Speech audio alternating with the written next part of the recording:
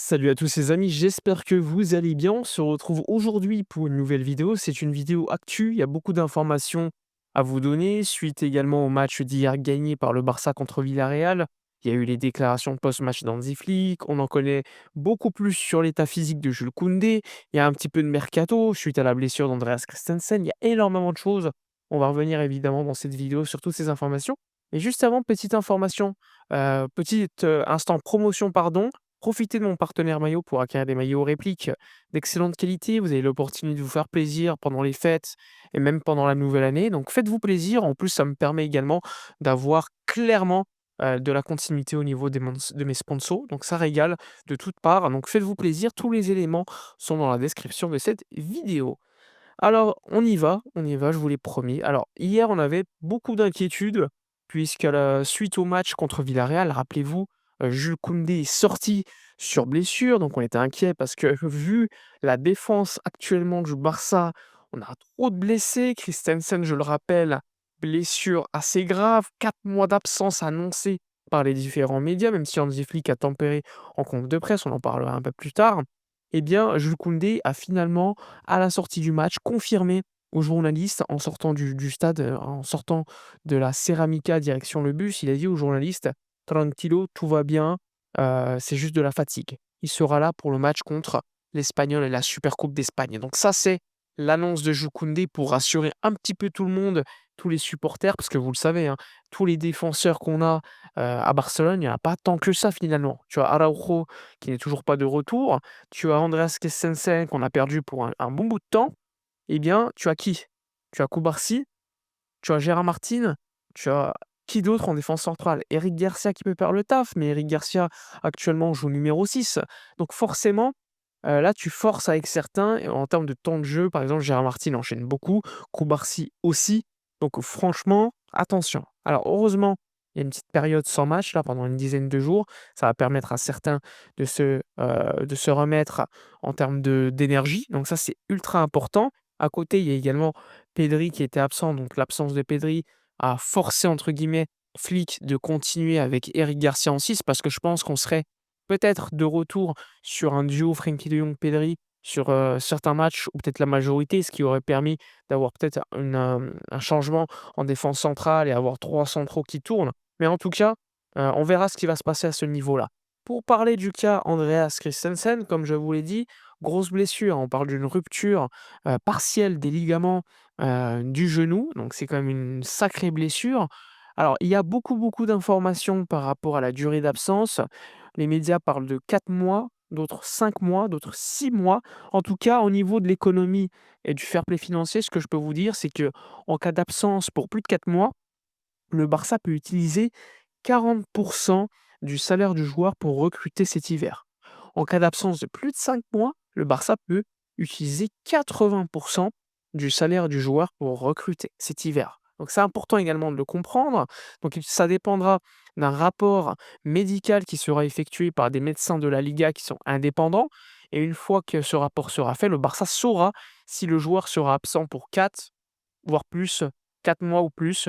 Et à ce moment-là, on connaîtra la marge de fair play que le Barça pourra réutiliser au niveau du mercato d'hiver. Il faut savoir que, il y a également le sujet Ter Stegen, parce que si Ter Stegen part en prêt et que tu économises de la masse salariale, forcément avec le cas Christensen, tu as de la marge salariale en plus. Est-ce que le Barça va recruter cet hiver? Eh bien, on verra. Il faut savoir qu'une réunion a eu lieu déjà avec Flick et Deco pour parler de ce sujet. Après le match hier à la Ceramica, Flick a été interrogé par rapport à un mercato d'hiver. Il a dit: «On verra, je vais en parler avec Deco pour prendre une décision». Donc forcément, on en saura beaucoup plus, mais le souhait évidemment du coach et du staff, c'est de renforcer la défense centrale. Maintenant, avec qui? Sur le marché des transferts, il n'y a pas grand monde. Aujourd'hui, vous le savez, si tu achètes pas un joueur, bah, c'est compliqué d'avoir un emprunt d'un joueur de qualité pour 6 mois. Alors évidemment, il y a des joueurs que tu peux acheter, mais forcément, c'est des joueurs qui sont difficilement sortables lors du mercato d'hiver, surtout lors d'une année coupe du monde. Ces joueurs vont pas prendre de risques, vont se dire: «Là, je suis déjà dans mon club, je vais pas chercher un autre club et il faut m'adapter, gagner du temps de jeu», donc c'est risqué. Donc forcément, c'est une décision que le Barça devra prendre et une décision qui peut être importante parce que le Barça a besoin de se renforcer en défense centrale, mais n'a pas non plus, pour l'instant, une énorme marge au niveau du fair play financier. Perso, je suis pessimiste, mais attendons de voir parce que le Barça étudie véritablement la question.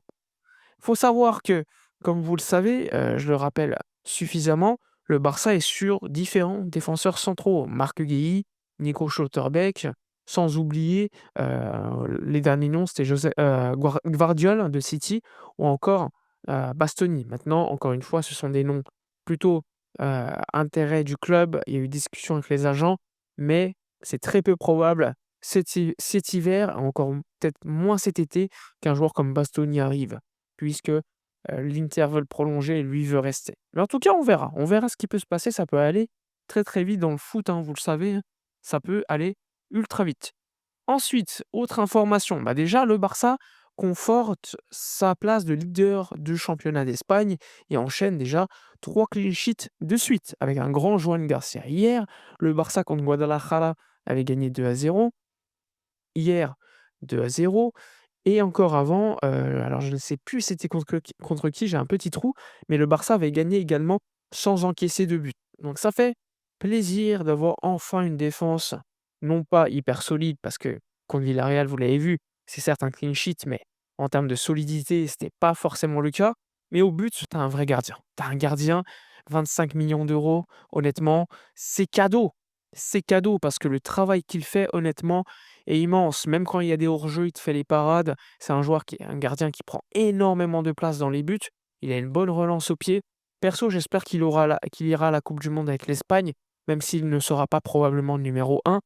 Mais il y a de la concurrence. Unai Simon, qui est quand même dans la tête de Luis de la Fuente ultra important et son numéro 1, alors que pour moi, c'est le moins bon. Enfin, le moins bon. C'est le moins bon que David Raya. Et ça reste à peu près au même niveau que Sanchez de Chelsea. Pour autant, moi, j'estime que Joan Garcia, eh bien, est peut-être au niveau de David Raya et au-dessus des autres. Mais en termes de gestion de vestiaire, pas sûr qu'il aille à la coupe du monde. Mais bon, je serais déçu pour lui parce que j'estime qu'aujourd'hui, il fait partie tout simplement des meilleurs du monde. Après le match de Young l'a dit à la presse, hein, c'est un joueur de classe mondiale, c'est un gardien immense qui nous tranquillise, donc ça, c'est important également de le savoir. Également à noter, comme je vous l'ai dit pendant cette petite trêve, ça va permettre à certains de revenir contre l'Espagnol de Barcelone. On attend le retour de Dani Olmo à ce moment-là. On attend potentiellement également le retour de Ronald Araujo. Alors je vous dis pas qu'ils vont être titulaires directement, hein, loin de là. Mais pour moi, c'est le match le plus difficile. Pourquoi? Parce qu'il est à l'extérieur et surtout parce que, bah, déjà, pour ceux qui m'ont suivi avant le début du mois de décembre, j'expliquais que, OK, Atlético, Real Betis, Villarreal, c'est un enchaînement ultra compliqué et il faudra gagner tous les matchs. C'est ce qui a été fait.